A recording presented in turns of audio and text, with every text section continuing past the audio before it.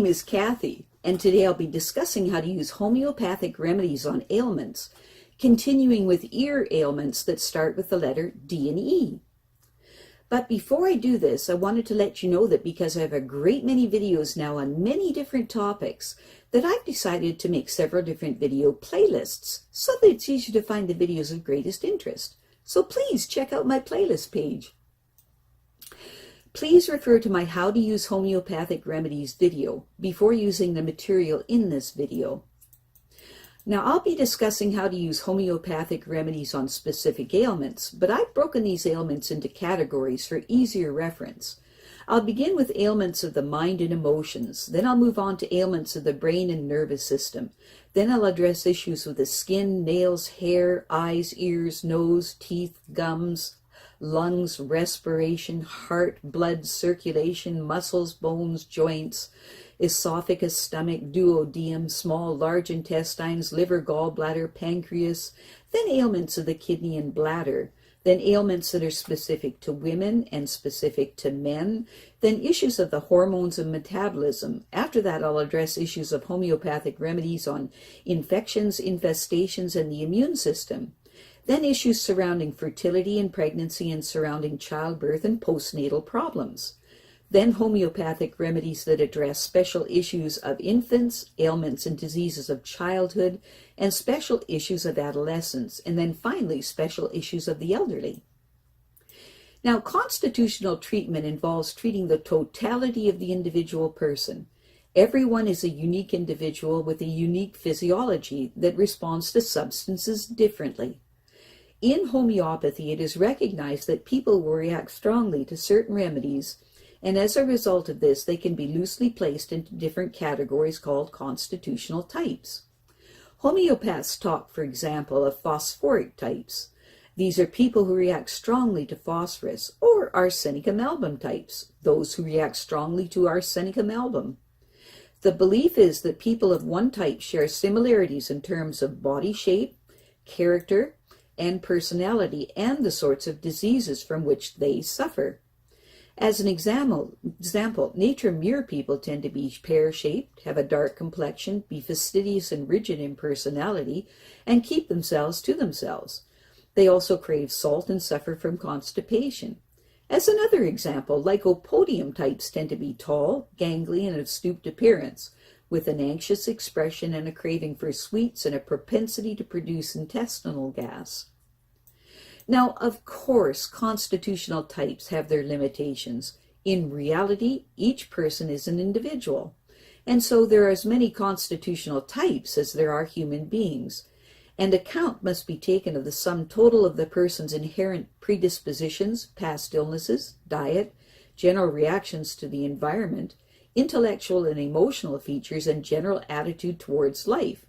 This is what is meant by constitutional treatment.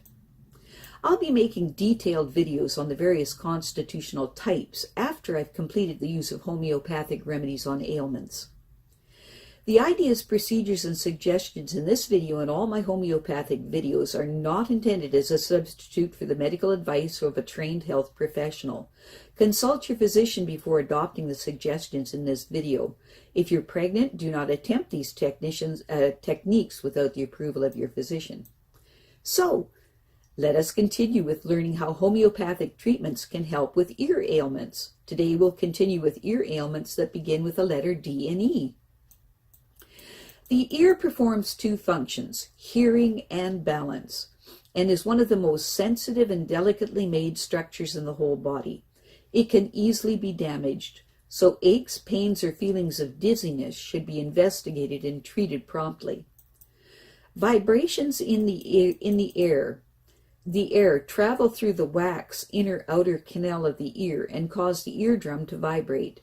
This causes three tiny linked bones in the middle ear to vibrate too.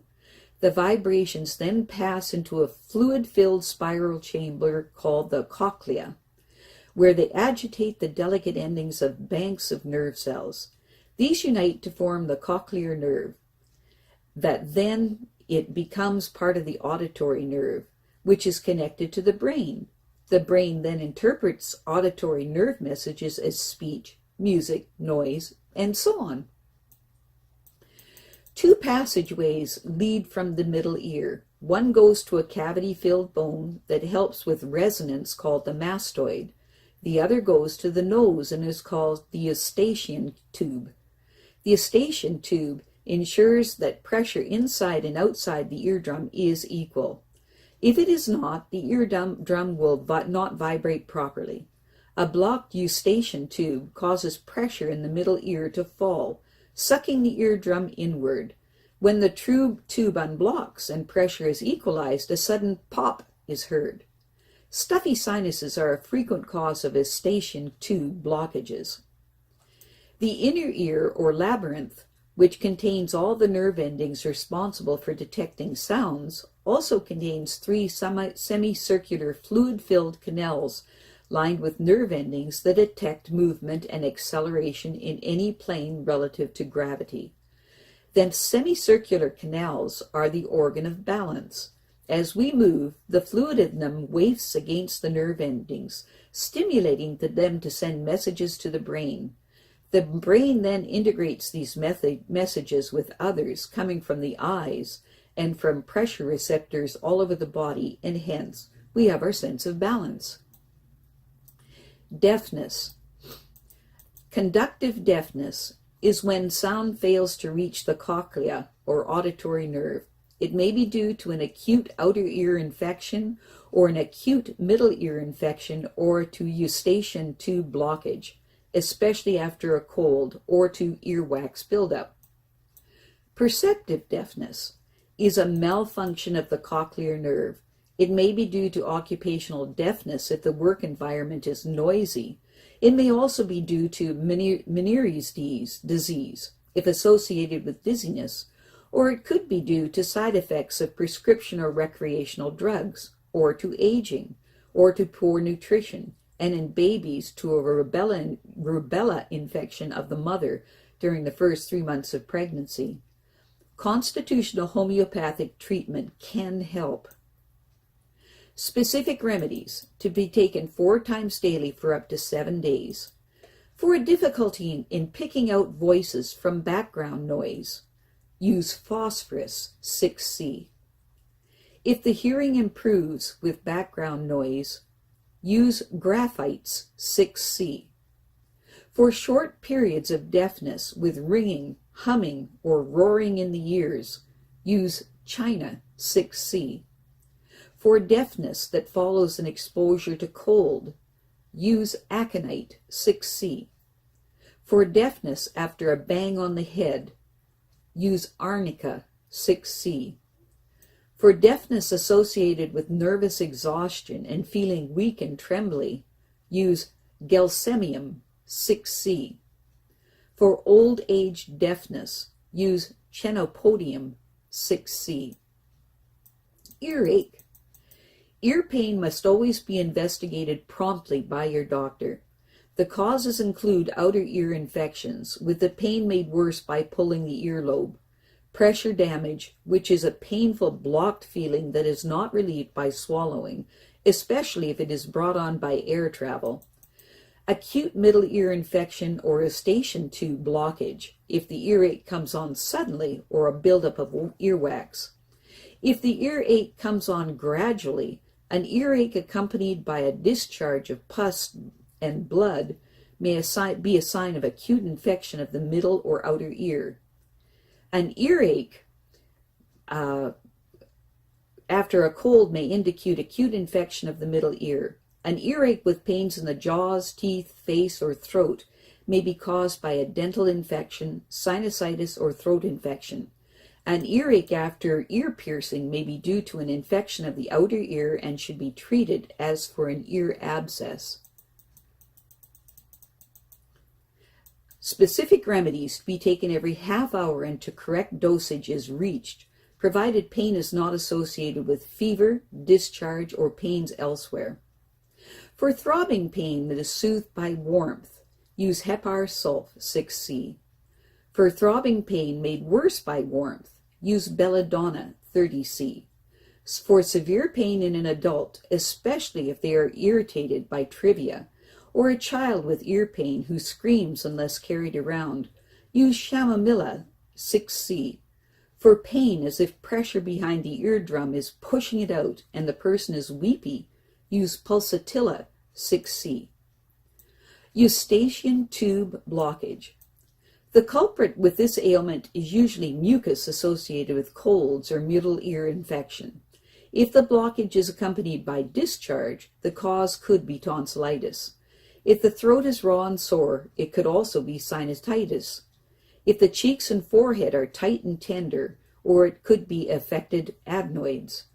Blockages can also be caused by swollen adenoids covering the opening of the eustachian tube into the back of the nose. Blockage of the eustachian tube is a stubborn condition but does respond to constitutional treatment.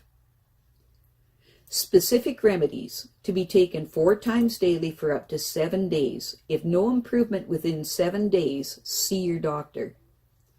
For constricted feelings in the throat and the person feels generally hot, use Iodum 6C.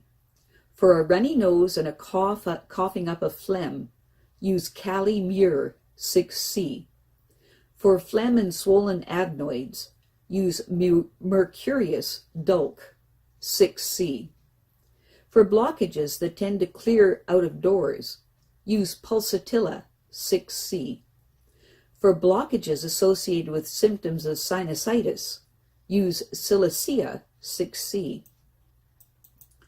If the blockage is caused by mucus at the nose end of the eustachian tube, it can sometimes be dislodged by sniffing 3 drops of pure lemon juice up each nostril 3 times a day for up to 5 days. Tilt the head back and use a dropper. For children, dilute the lemon juice with an equal volume of saline solution, made up by adding 1 teaspoon of salt to 1 cup of warm water. Warning: do not use this method if the person concerned is prone to nosebleeds.